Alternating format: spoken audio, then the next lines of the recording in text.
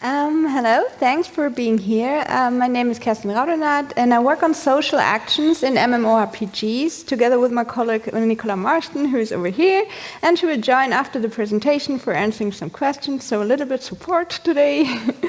Now I'll present our study that focuses social actions in raiding groups, which refers to a specific part of playing together in online role-playing games.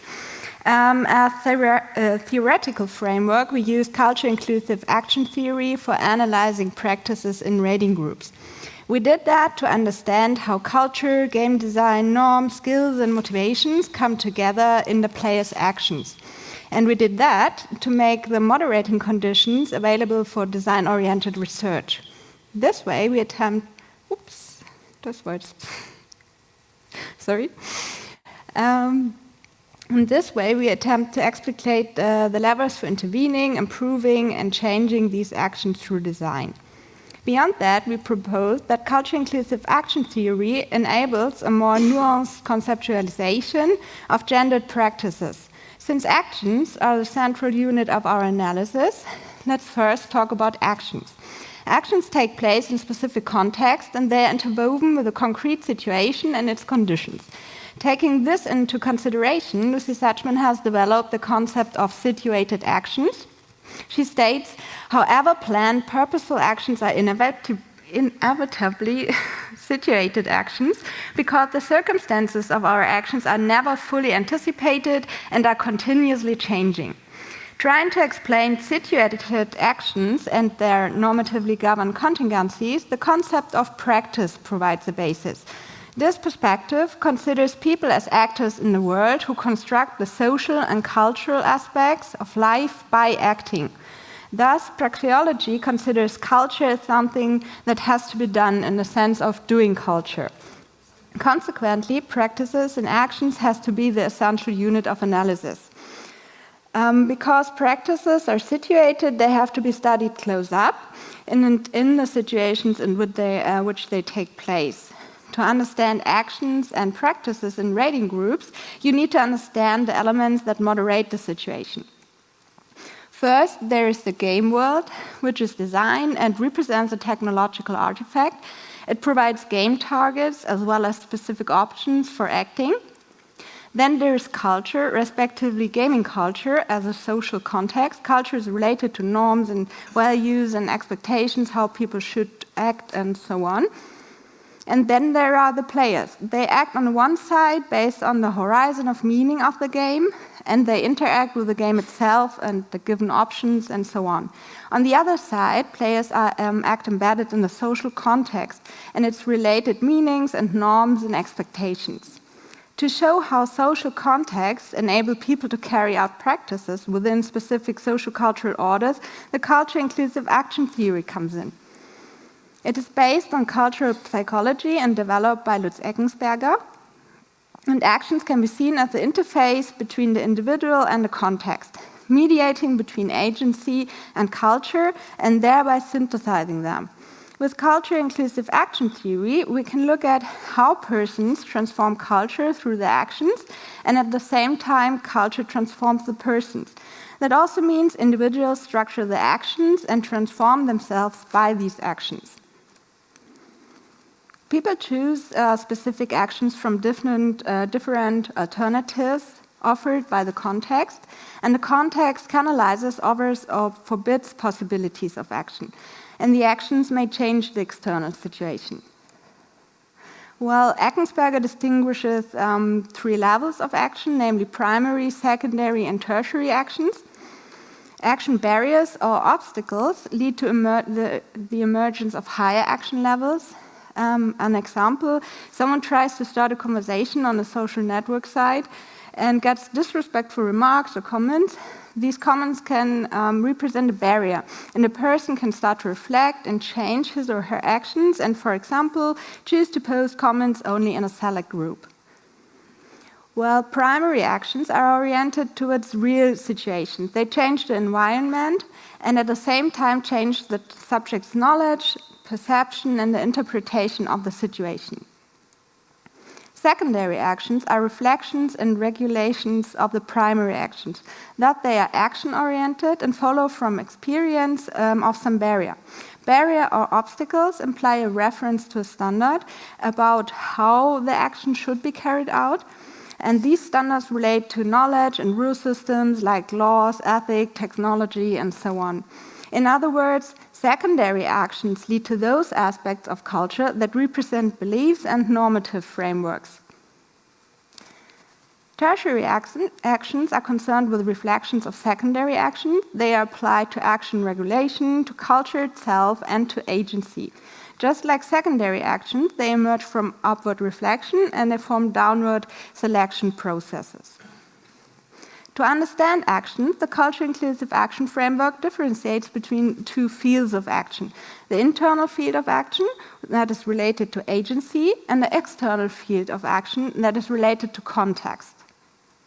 Regarding the internal field of action, actions are created in relation to personal factors and implications, which are to be differentiated in terms of action levels. So you got exemplarily the impact of preferences on the level of primary actions, and the impact of systems of reference on the second level, and the impact, for example, of the concept of the self on the third level.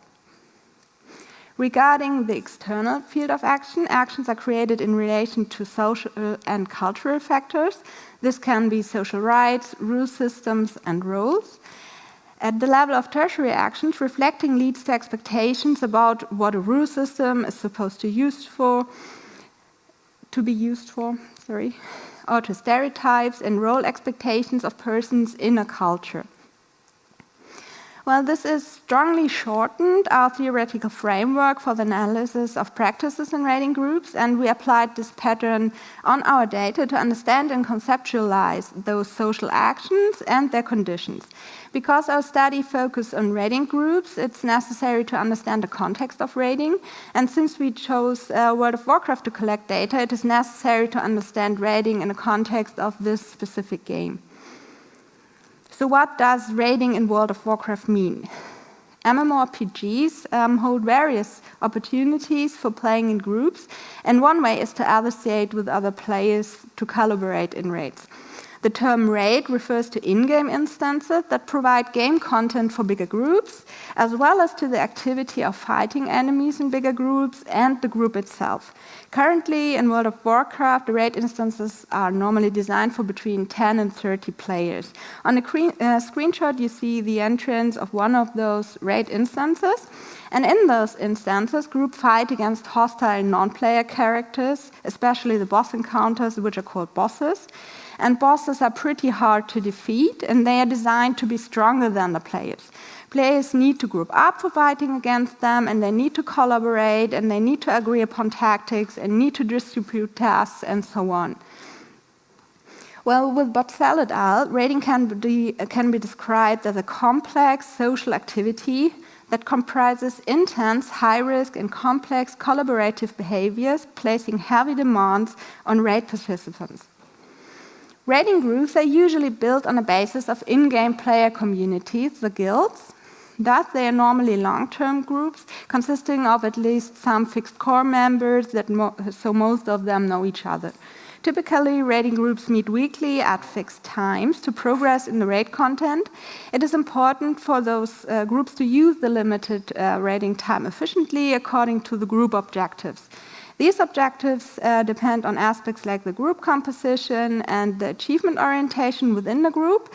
So groups with a high achievement orientation usually have high expectations about individual performance, the level of progress, and a degree of efficiency. Allocating a certain time to meet and master boss encounters means that raiding groups create a specific time frame and have a defined goal for that frame. For this, they try to minimize disturbances that are not imminent part of the game-playing process. These disturbances can refer to technical aspects as well as to social conflicts. One central principle during raids is to fight, wipe, and recover continuously. Wipe means that all or most of the players' avatars are dead and the actual fight is lost. So raiding groups start a boss encounter, fight it, die, reanimate the avatars, and raise up to start the boss encounter again and again and again until it's mastered, hopefully. Wipe and recover as a concept is an expression of group values regarding failure as part of the game. Well, part of raiding is also to communicate, to interact, and to handle group processes under the conditions of computer-mediated communication and its specific opportunities and limitations. Communication in raiding groups lies primarily on two communication channels. There is the auditory communication via voice chat software like TeamSpeak or Ventrilo, and there is textual communication via the chat channel provided by the game. In addition, relevant contextual aspects are the social situation, challenges of the game, the culture of the group, the options that are given by the systems, the interests and the potentials of the individual players, the specifics of the various boss encounters, and many other factors in their interplay and in their transformation over time. And any action taken by the player are contingent and framed by these conditions. To identify and examine social actions, we analyzed extensive data from several sources concerning raiding in World of Warcraft.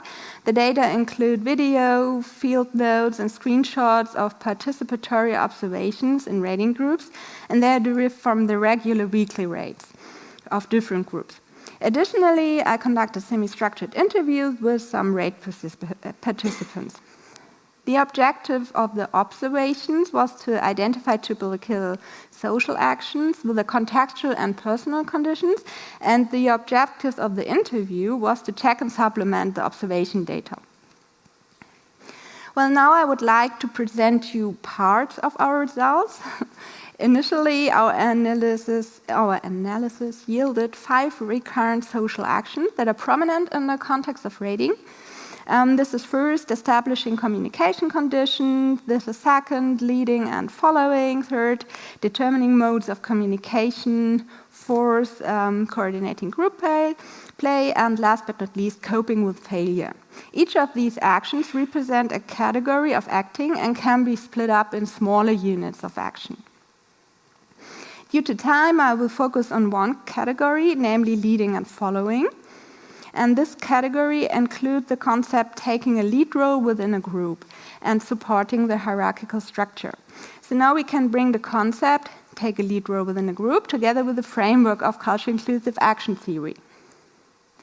The concept is predominantly linked with the position of the raid lead within the raiding group, and there's no raiding group in a data pool without a designated raid leader.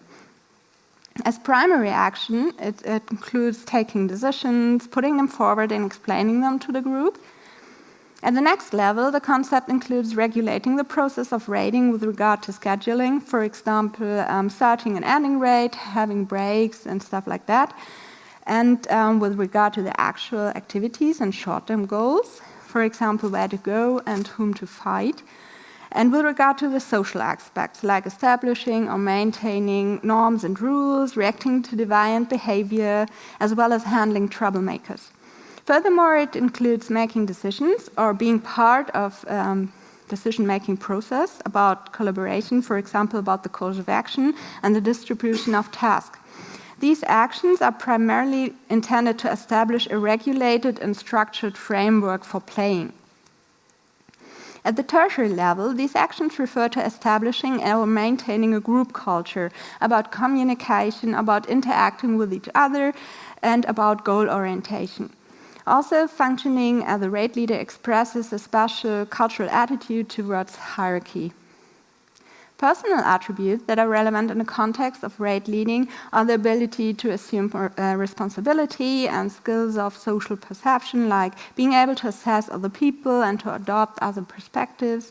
And in addition, the specific style of leadership and leadership skills play an important role. And these skills can refer to the ability to handle people according to their needs, their skills, their capacities, as well as to the ability to maintain and, if necessary, enforce game and social processes. Contextual conditions are the hierarchy, respectively the clarity of the hierarchy, and the established style of leadership and expectations about how to leaderate. Also relevant is the group composition and the relations within the group. One interviewee sums up the characteristic attitude to leading with the following statement: "A democratic approach to fighting boss encounters leads nowhere. It just doesn't work. It makes no sense and wastes time. Nobody wants to hang around in TeamSpeak doing nothing. After all, you're here to play." Regarding the expected qualities of a raid leader, overall the interviews mentioned pretty similar expectations. Raid leaders should combine authority and empathy. This can be illustrated by 2 examples from the interviews. First, one player told, "You have to be able to understand everyone, and more than anything, you need to take command." And another player said, "Well, I think there has to be a balance between him," which refers to the raid leader, "and being in charge and still being able to react well to each player." In short, our analysis indicates that rather than a leadership role being displayed as clearly gendered, it incorporates traits for leader that are socially constructed and labeled as feminine, and as well as traits that are labeled as masculine. Ideally, this might expand the player's internal action field in other situations and lead to the integration of different concepts of leadership beyond classical stereotypes, or possibly add new layers to highly gendered concepts like leadership. Well, with a view to time, let me come to the end of my presentation. As I said before, action can be seen as the interface between the individual and the context, and they mediate between agency, which is on the left side of the chart, and culture, which is on the right side of the chart. While mediating, actions construct and reconstruct both of them. And this is how persons transform culture through their actions, and at the same time culture transforms the person. In this process of construction and reconstruction, each person develops internalized concepts, beliefs, preferences, and so on. This way, culture-inclusive action theory offers a framework that helps to understand how culture, game design, norms, skills, and so on come together in the player's actions, and how gaming culture is reconstructed in and by these actions. So I hope you received a little impression of what our work is about, and I thank you all for listening.